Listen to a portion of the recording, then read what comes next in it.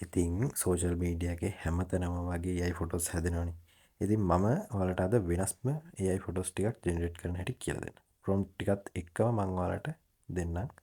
ඉතින් මෙතන පළවෙනි ප්‍රොම්ප්ට් එක මම මෙතන පේස්ට් කරගන්නවා ChatGPT කියලා. මේ මොකද මම ChatGPT එකට යන්න හේතුව මෙතනදී අලුත්ම අප්ඩේට් එකක් කරලා තියෙනවා. මේකෙදි ඔයාලගේ කිසිම يعني ඕනම ෆොටෝ එකක් දාලා මේක ජෙනරේට් කරද්දී ඔයාලගේ මූණ ඒ විදිහටම සාමාන්‍ය ජෙනරේට් වෙනවා. ඉතින් ජෙමිනි එකට ගියොත් එහෙම ඔයාලට ඔයාලගේ මූණ සාමාන්‍ය වෙනස් වෙන ගොඩක්.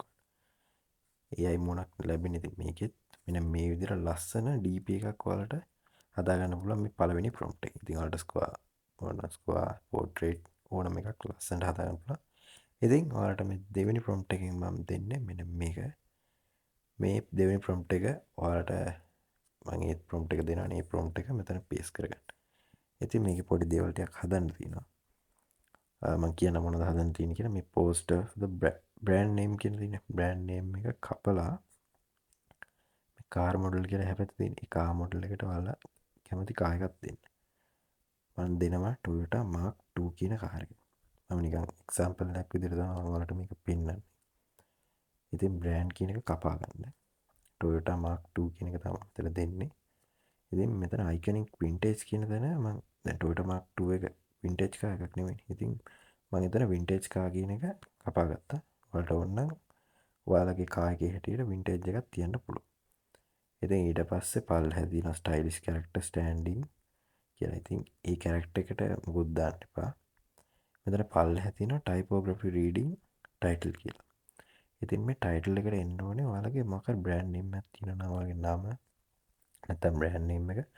ඉතින් මගේ brand name එක තමයි දුලා. ඉතින් මම මෙතන වැරදිලා type කරනවා make the future කියලා. ඉතින් මේ make the future කියන එක එන්නේ මෙතන පල්ලෙහා තියෙන tagline එකේ. ඉතින් ඔයාලට මේ tagline එකට මෙන්න මේක මේ විදිහට copy කරලා මෙතෙන්ට මම paste කරගන්නවා.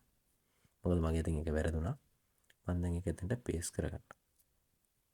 ඉතින් මේ make the future කියන තැනට මම දාගන්නවා දුලා කියන මගේ brand name එක. ඔයාලට පේනවා ඇති. දැන් මගේ බ්‍රැකට් එකක් මෙතන අයින් වුණා. මම මේක බ්‍රැකට් එක ආයෙත් මෙතන දාගන්නවා. ඔයාලගේ බ්‍රැකට් එකක් අයින් වුණොත් අනිවාර්යෙන් මෙතන දාගන්න. මොකද නැත්තම් ලස්සනට ඔයාලගේ පෝස්ට් එක හැදිලා ඉන්නේ නැති.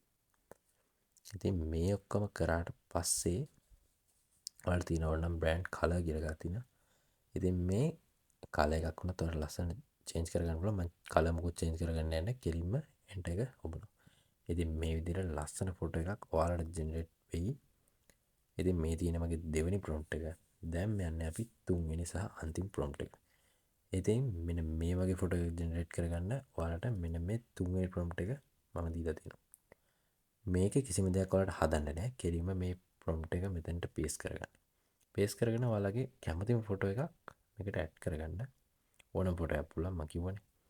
ඉතින් ඕනම ෆොටෝ එකක් මේකට ඇඩ් කරගෙන ඔයාලට තියෙන්නේ කලින් වගේම මේකටත් ඔයාලා එන්ටර් ප්‍රෙස් කරගන්න. ඉතින් එන්ටර් ප්‍රෙස් කරගත්තට පස්සේ ඔයාලට එනවා ලස්සනම ලස්සන ඉමේජ් එකක් ජෙනරේට් වෙලා මෙන්න මේ විදිහේ. ඉතින් මම ගේන්නේ වෙන කවුරුත් වගේ නෙමෙයි අලුත් ප්‍රොම්ප්ට්ස්. ඉතින් මේ වගේ අලුත් ප්‍රොම්ප්ට්ස් තවත් ඕන නම් මේ වීඩියෝ එකට බලලා දාන්න කමෙන්ට් එකක් ප්‍රොම්ප්ට්ස් කියලා මම අලුතෙන් කියන ප්‍රොම්ප්ට්ස් ටික. ඉතින් මේ වීඩියෝ එක හොඳයි නම් මේ වීඩියෝට ලයික් එකක් දාලා මාවත් ෆලෝ කරලා තියාගන්න ඉදිරියට අලුත් වීඩියෝ ගේන නිසා.